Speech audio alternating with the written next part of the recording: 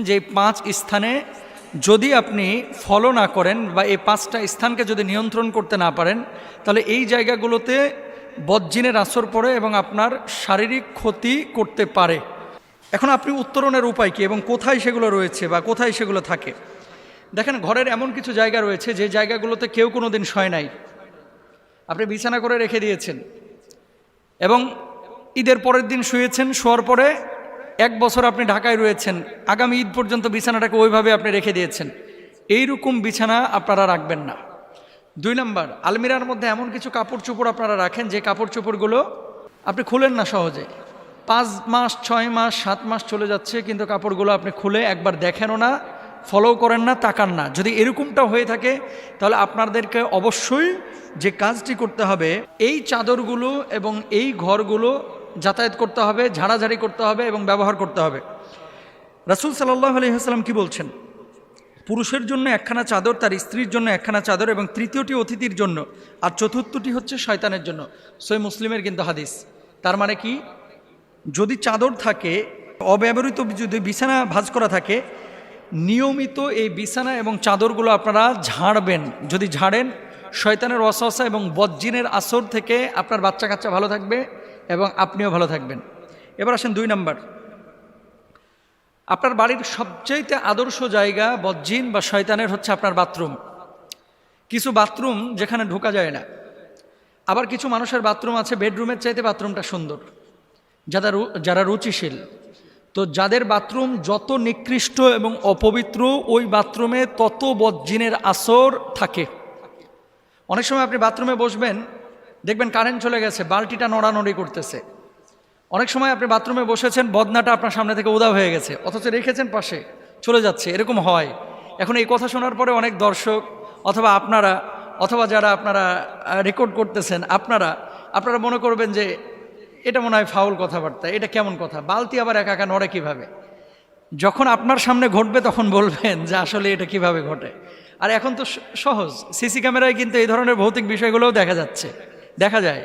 অফিসে দেখবেন যে চেয়ার রাখা আছে, এই চেয়ারটা একা একা রাত্রিবেলায় ঘুরে বেড়াচ্ছে, এগুলো সিসি ক্যামেরায় দেখা যায় এবং ঘটেছেও এরকম অনেক ঘটনা। তো দেখেন, বাথরুমে যখন আপনি ঢুকবেন, বাথরুমে ঢোকার আগে আল্লাহুম্মা ইন্নী আউযু বিকা মিনাল খুবুসি ওয়াল খাবাইস এই দোয়া পড়ে নেবেন। আচ্ছা, এই বাথরুমের মধ্যে কে থাকে? দুষ্ট খবিস প্রকৃতির শয়তান জিন থাকে, জিন শয়তানও থাকে। এজন্য হাম্মামে প্রবেশ এবং বের হওয়ার ক্ষেত্রে আল্লাহ রাসূল সাল্লাল্লাহু আলাইহি ওয়াসাল্লাম বলেছেন, পায়খানার স্থান হচ্ছে জিন এবং শয়তানের উপস্থিতির স্থান। সুতরাং যারা পায়খানায় যাবে তারা যেন এই দোয়াটা পড়ে তারপরে প্রবেশ করে, মানে প্রবেশ করবেন এই দোয়াটা পড়ে। যদি পড়ে প্রবেশ করেন, এখান থেকে বদজিনের কেটে পড়বে।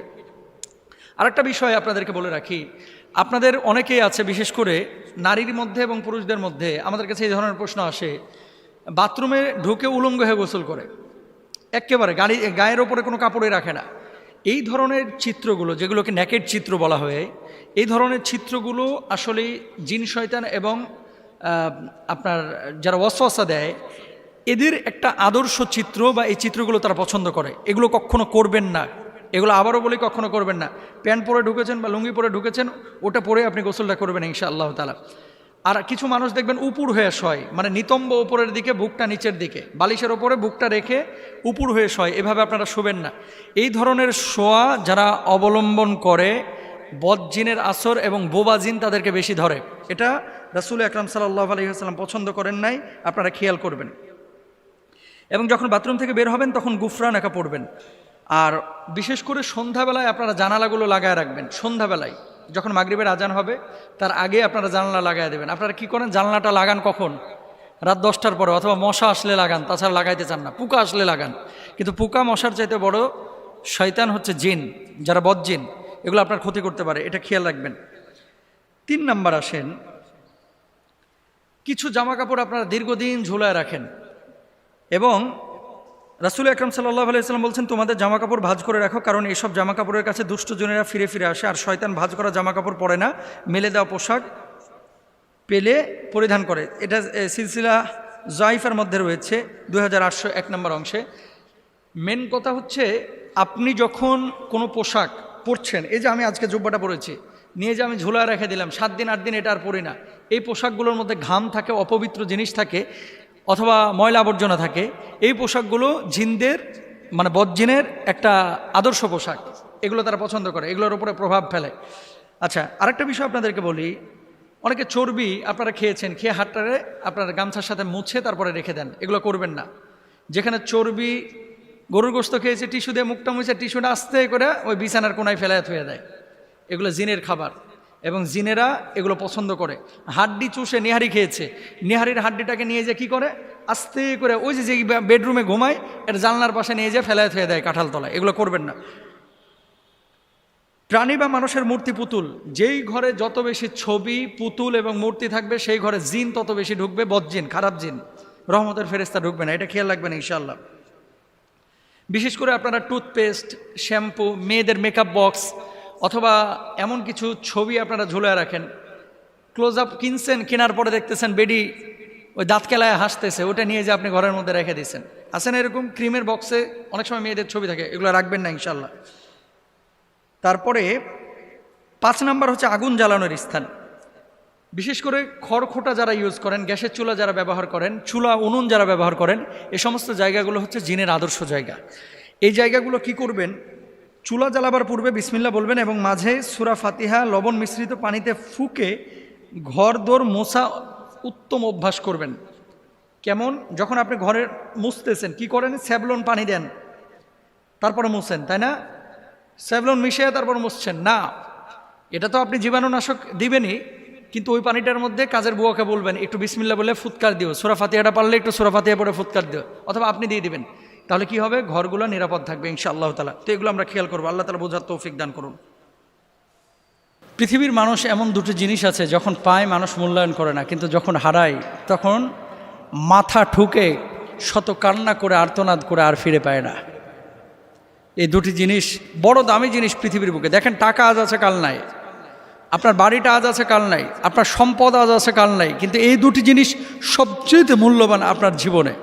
আচ্ছা, আপনাকে বলি একটা কথা, সেটা হচ্ছে আপনার স্ত্রী আপনার জন্য রোস্ট রান্না করেছে, পায়েস রান্না করেছে, গরু, খাসি, মুরগি যা আছে আপনি যা পছন্দের খাবার সব রান্না বান্না করেছে, কিন্তু আবারও বলি কিন্তু আপনার শরীরটা ভালো না, পেটে পীড়া, গোশত হজম হয় না, আপনি খাইতে পারেন না।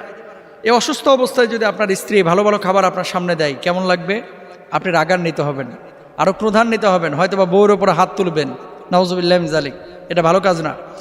দুইটি জিনিস এমন রয়েছে যেই দুইটি জিনিস আল্লাহ তাআলা মানুষকে দিলে মানুষ যখন পায় তখন মূল্যায়ন করে না। কি? হাদিসের মধ্যে দেখেন, সহিহ বুখারী হাদিস 6412 নম্বর হাদিস, আল্লাহ রাসূল সাল্লাল্লাহু আলাইহি ওয়াসাল্লাম বলছেন, নি'মাতানে মাকবুনুন ফীহিমা কাসীরুম মিনান নাস, আস-সিহহাতু ওয়াল ফারাগু। দুটি জিনিস এরকম আছে, মানুষের মধ্যে অধিকাংশ মানুষ দুটি নিয়ামতের খুব অবহেলা করে। একটি হলো সুস্থতা আর অপরটি হলো অবসরতা। আস-সিহহাতু ওয়াল ফারাগু। মানুষ যখন সুস্থ থাকে তখন মানুষ কিন্তু আল্লাহর সাথে গাদ্দারি বেঈমানি বেশি করে। মানুষ যখন অসুস্থ হয়ে যায়, অপারেশনের সময় হয়, হার্টে ব্লক তৈরি হয়, কিডনিতে ইনফেকশন দেখা যায়, ফুসফুসে কোনো ধরনের সংক্রমণ দেখা যায়, মানুষ কিন্তু সামনের কাতারে নামাজ পড়ে। খেয়াল করে দেখেন, বড় কোনো রোগ যখন ধরা পড়ে মানুষ নামাজ ছাড়ে না, কিন্তু যখন রোগ নাই, মানুষ সুস্থ সবল স্বাভাবিক, তখন নামাজ পড়ে না। কোরআনুল কারীমের 11 নম্বর পারার 10 নম্বর পৃষ্ঠায় আল্লাহ তাআলা কি বলছেন খেয়াল করেন, সূরা ইউনূসের মধ্যে, ওয়াইদা আযাকনা আন-নাসা রাহমাতাম মিন বাদি দাররা আমাসসাতহুম ইদা লাহুম মাকরুম ফি আয়াতিনা।